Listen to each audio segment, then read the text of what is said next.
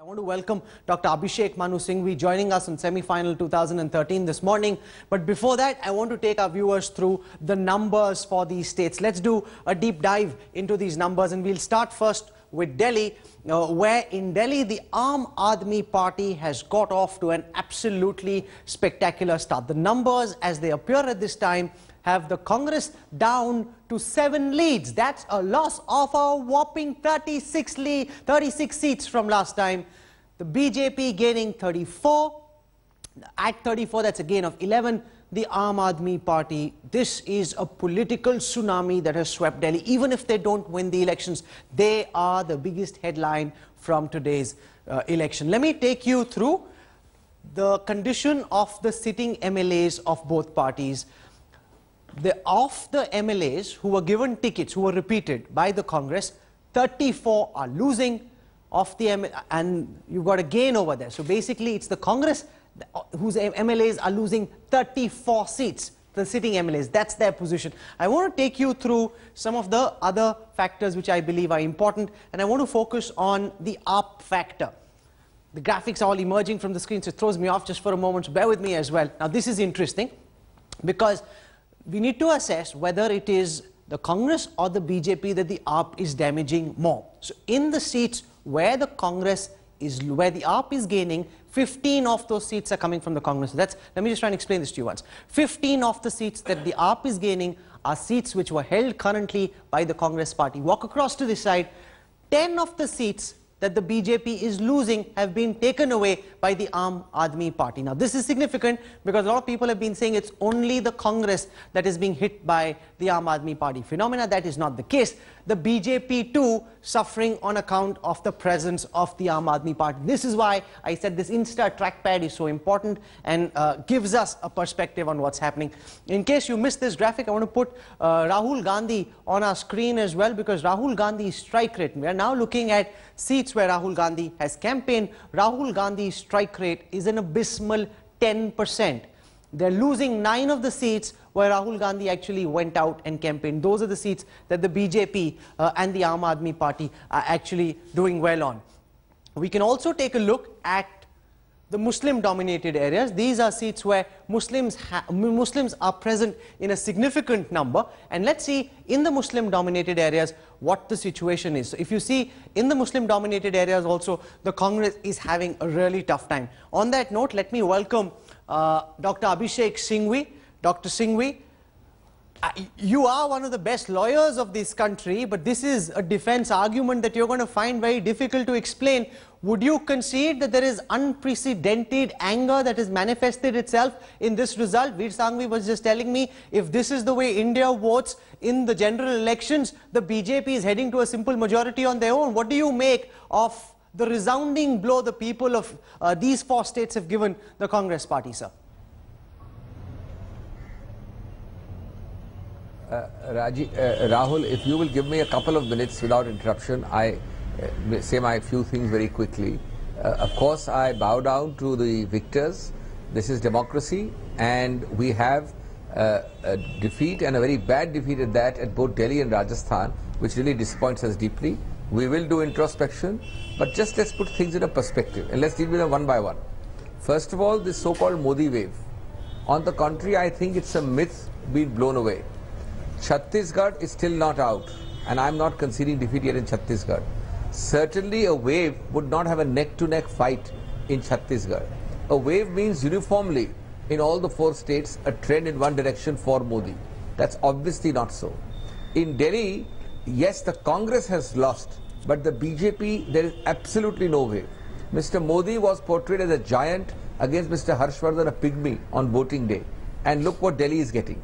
So let's demystify this Modi wave thing. On the contrary, Mr. Modi has lost all the, apart from Gujarat this year, prior to this, there were 5 elections. Gujarat alone was one. We won in 3 other states in 2013. So let's just take away this myth of a Modi wave. And as far as Delhi is concerned, I do believe, yes, this is an anti-Congress vote. I would ascribe it very quickly to state-specific reasons. It's onion and veggie prices, number 1 reason, killer here. And secondly, Even the worst critics of Sheila Dikshit, the population of Delhi concedes that she's done solid good work. But seeking re-election a fourth time, it is the first time in India in any of the states that somebody is seeking election a fourth time. I think that has worked. After all, she was the only Chief Minister, Rahul, since independence to have returned in Delhi. All other times there has been a cyclical anti-incumbency in Delhi as well, but from 98 she's returned 3 times. So you have to give credit where it is due. Yes, Aam Aadmi somewhere has been, if at all, a mini wave here, not the BJP. So at least 2 of the 4 states there is no Modi effect. If you concede Madhya Pradesh to Shivraj Chauhan, then again there is no Modi effect. Now my own home state Rajasthan.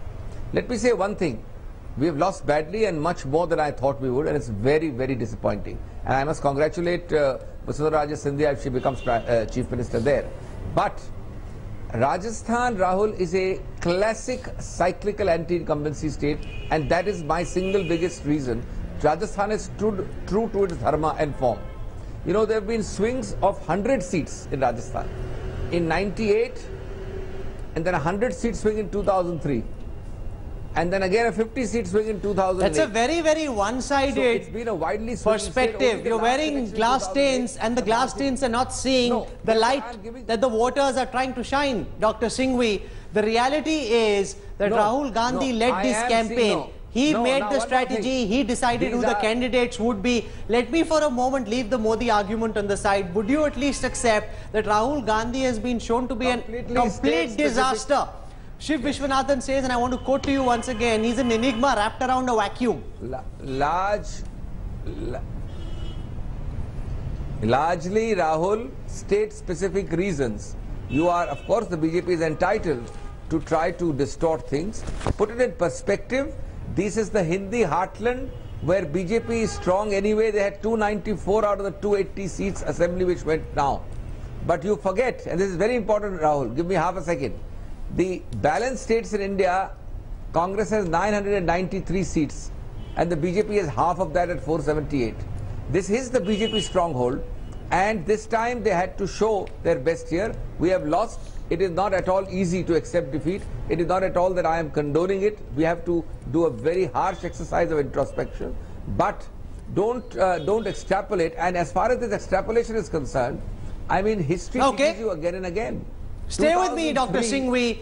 Ravi Shankar Prasad of the BJP is also joining us on this broadcast. Mr. Prasad, while the BJP is doing spectacularly well in Rajasthan and Madhya Pradesh, the big story in Delhi is not the BJP victory. The big story by far is the spectacular debut by the Aam Aadmi Party. And we just put out a graphic which explained that they're damaging not just the Congress, they're also damaging the BJP on at least 10 seats at this time. What do you make, Mr. Ravi Shankar Prasad, of the debut that the Aam Aadmi Party has been able to register, sir?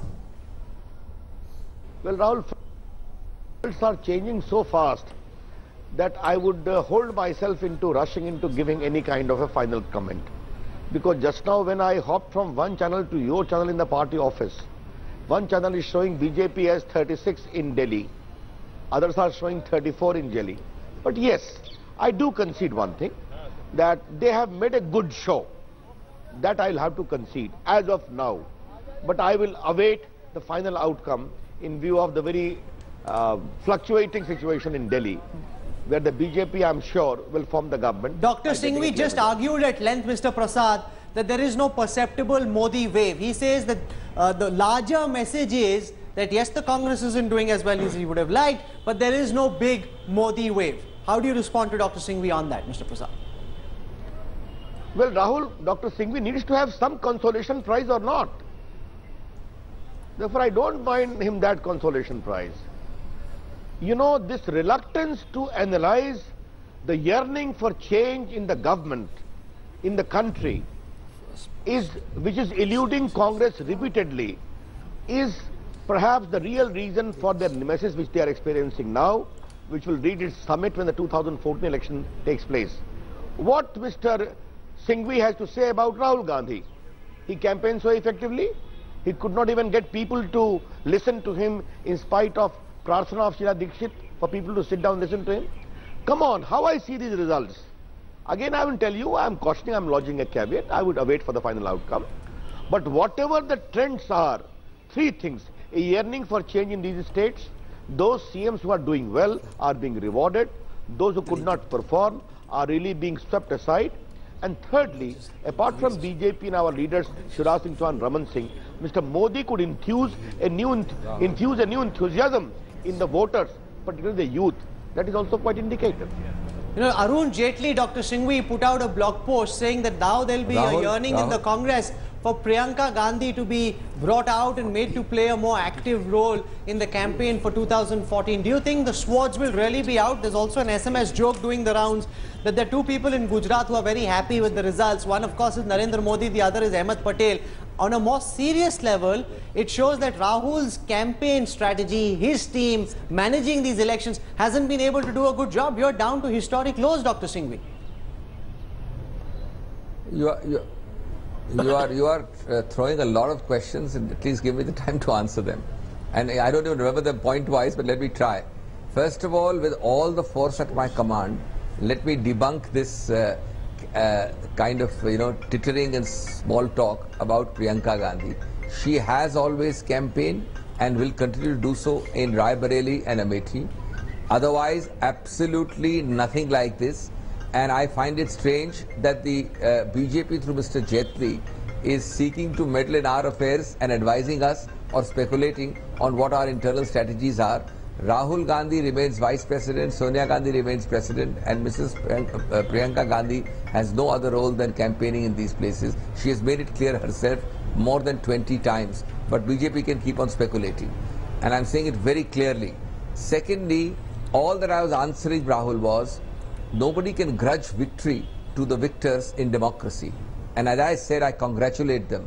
I was answering only two limited questions. There is absolutely no Modi wave.